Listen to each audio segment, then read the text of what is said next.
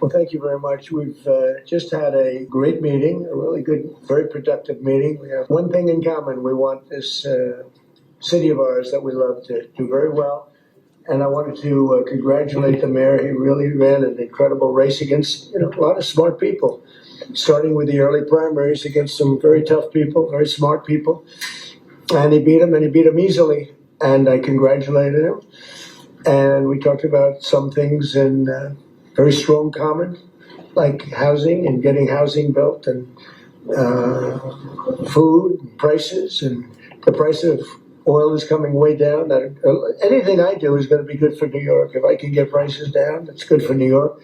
And we've got them down, way down from last year. We have, as you know, I've been saying to a lot of people, Walmart said that Thanksgiving this year is exactly 25% less than last year. So that's good for New York, good for everybody.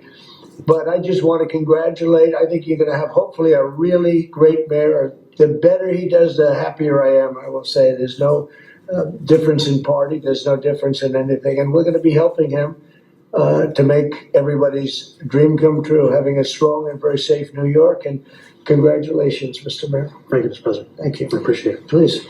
I appreciated the meeting with the president, and as he said, it was a productive meeting focused on a place of shared admiration and love, which is New York City, and the need to deliver affordability to New Yorkers, the 8.5 million people who call our city their home, who are struggling to afford life in the most expensive city in the United States of America. We spoke about rent, we spoke about groceries, we spoke about utilities, we spoke about the different ways in which people are being pushed out, and I appreciated the time with the president, I appreciated the conversation. I look forward to working together to deliver that affordability for New Yorkers. Thank you very much. Any questions, please? President Trump, Stephen Nelson from the New York Post. I had a question for you and then also one for Mayor-elect. Sure. For you, you referred to Mr. Mamdani as a communist. Can you describe why you feel that way? And also, will you do anything to stop him from arresting Prime Minister Netanyahu if he visits New York? Well, we didn't discuss your second part of the question, and on your first part, I mean, he's got views that are a little out there, but who knows? I mean, we're going to see what works, or he's going to change also. We all change. I changed a lot. Changed a lot from when I first came to office. It's now quite a while ago. It's quite a while. My first term was great. We had the greatest economy in the history of our country. We're doing even better now. We're doing much better now than we did even the first term. And I can tell you some of my views have changed. And we had discussions on some things. I'm not going to discuss what they were, but that I feel very confident that he can do a very good job. I think he's going to be. I think he is going to surprise some conservative people, actually, and some very liberal people. He won't surprise them because they already like him. And Mr. Mamdani, it sounds like you had a productive discussion. But just days ago, you referred to President Trump as a despot who betrayed the country. You said it would be his worst nightmare and accused him of having a fascist agenda. Are you planning to retract any of these remarks in order to improve the relationship? I think both President Trump and I, we are very clear about our positions and our views, and what I really appreciate about the president is the meeting that we had focused not on places of disagreement, which there are many, and also focused on the shared purpose that we have in serving New Yorkers. And frankly, that is something that could transform the lives of the 8.5 million people who are currently struggling under a cost of living crisis, with 1 in 4 living in poverty. And the meeting came back again and again to what it could look like to lift those New Yorkers out of struggle and start to deliver them a city that they could do more than just struggle to afford it, but actually start to live in it. And I've been called much worse than a despot, so it's not that insulting.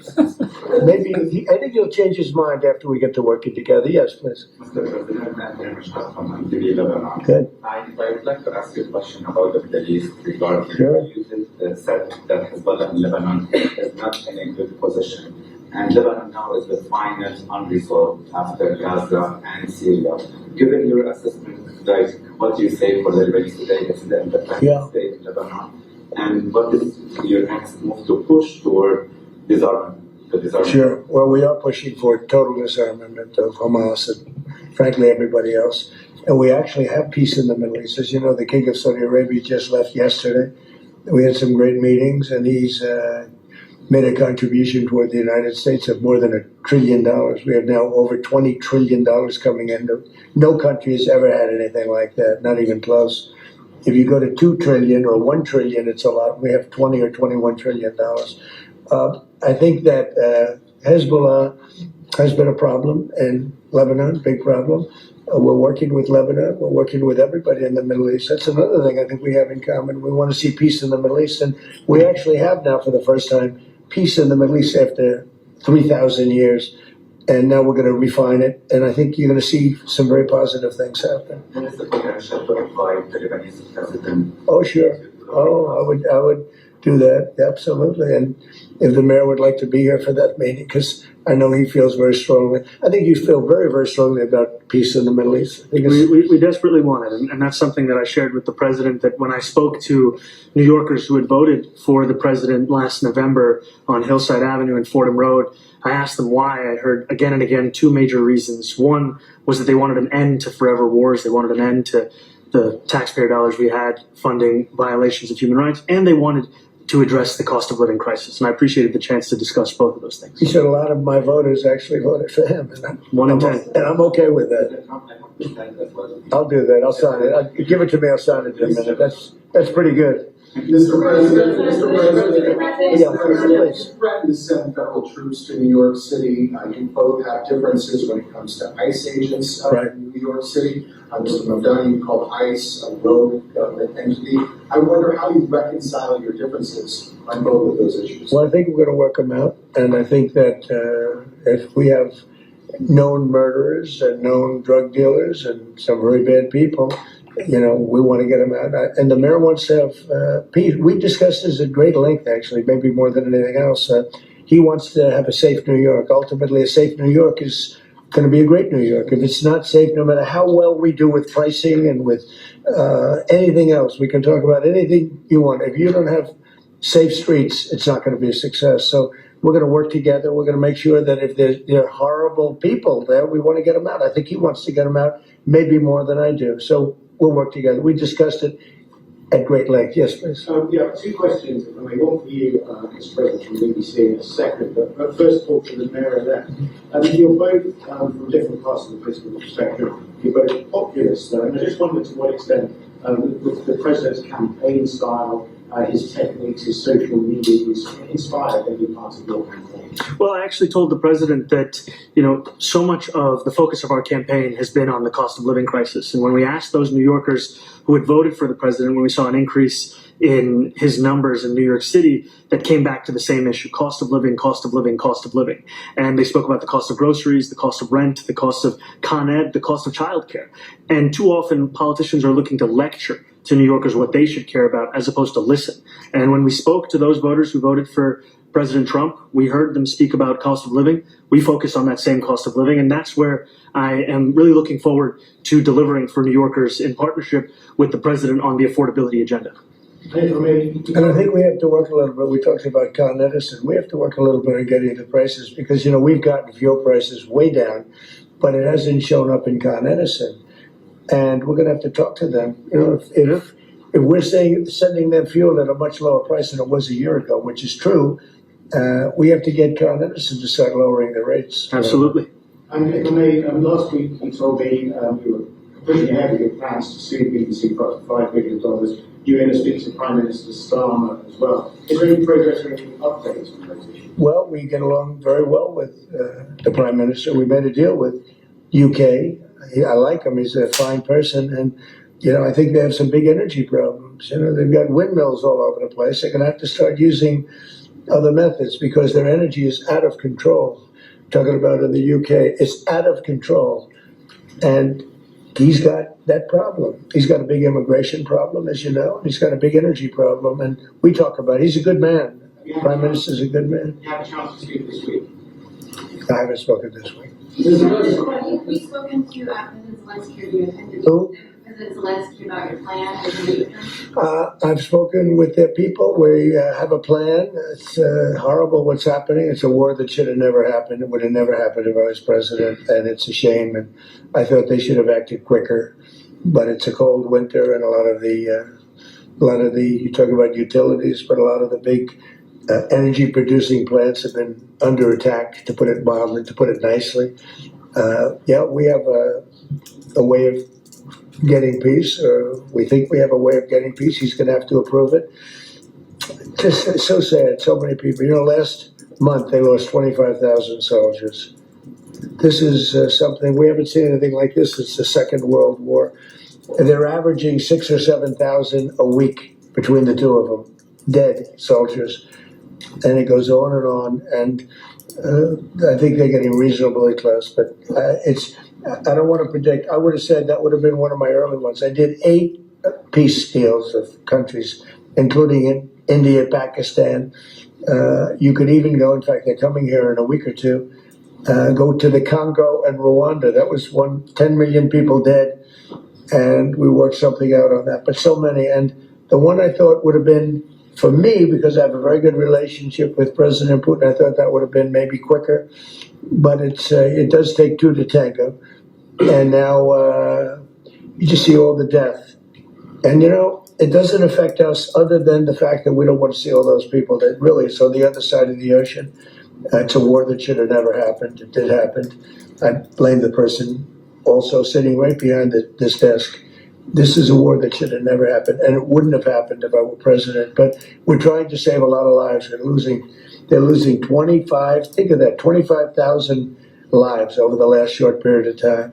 That's Ukrainian and Russian, and it's a shame. What happens if I want to ask the mayor-elect about a House resolution just passed overwhelmingly to condemn socialism, including with 86 Democrats, all of House Dem leadership, and the minority leader, Hakeem Jeffries, despite his endorsement of you. What's your reaction to that? I have to be honest with you, I focused very little on resolutions. Frankly, I've been focusing... Condemn socialism. I understand. I think the focus is on the work at hand. I can tell you I am someone who is a democratic socialist. I've been very open about that. And I know there might be differences about ideology, but the place of agreement is the work that needs to be done to make New York City affordable. That's what I look forward to. And I want to clarify that your answer to Stephen Nelson.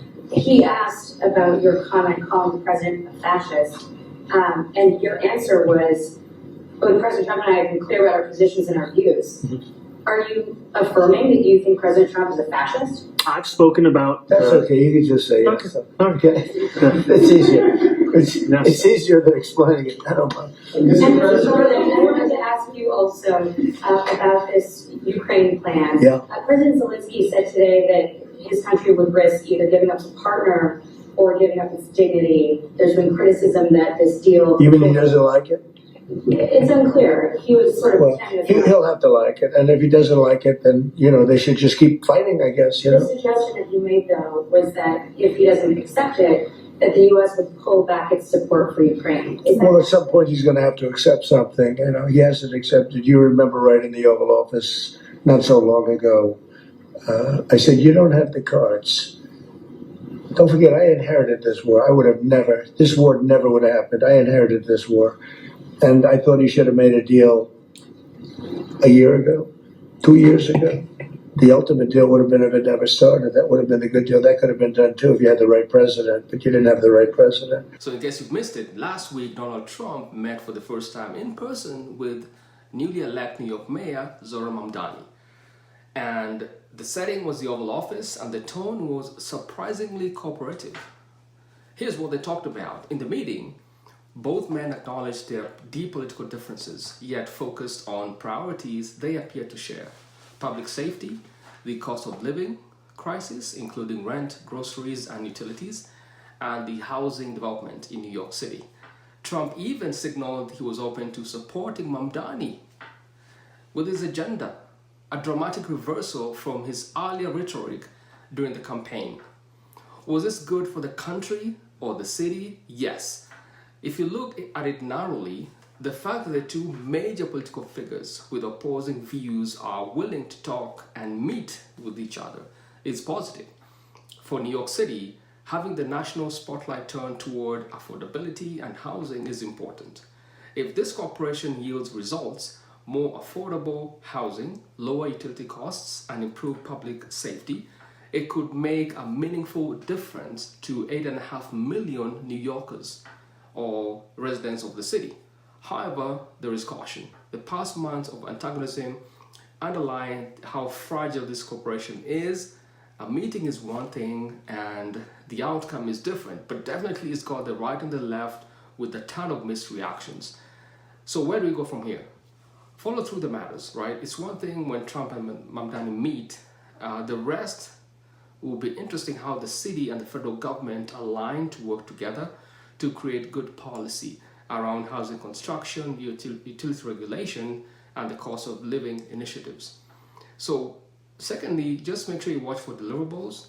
I think Trump is keen to get some wins, and so is Mamdani.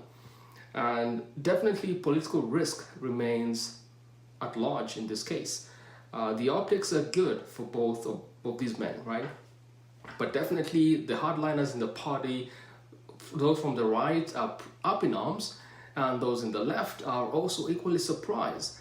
They did say that Mamdani definitely has aura or charm, and I was able to neutralize Trump's rhetoric. In short, this is a promising start, but it's too early to call it a win.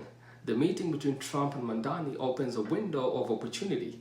Now all eyes will be on whether it leads to meaningful cooperation or action for New Yorkers. I'll keep monitoring the news, and we'll see whether this moment marks a substantive change in how the next weeks go.